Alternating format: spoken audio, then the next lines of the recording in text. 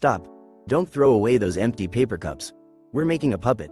Grab 2 bottle caps for the feet and an old fruit sleeve for a super fluffy head.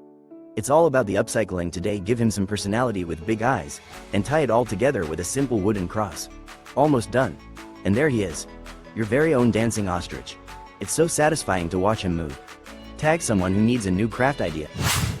Stop scrolling. You need to see this genius balloon hack. Fold some paper into these little springs. This is the secret to making your pet actually walk. Assemble your piggy, face, ears, and those bouncy legs. It's so cute already. Attach a string and take them for a stroll. They actually bounce along with you. Tagging mom who needs this.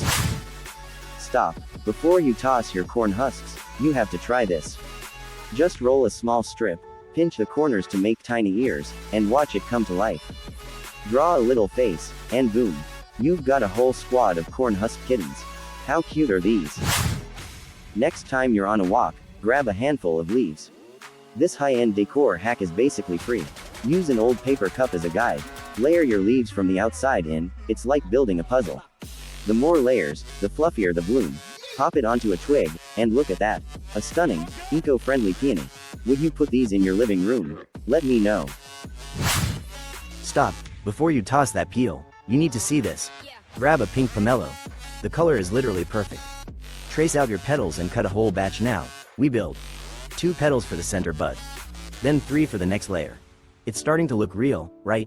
Finish with a few more layers, and you've got a designer rose that's 100% biodegradable. Tag a DIY.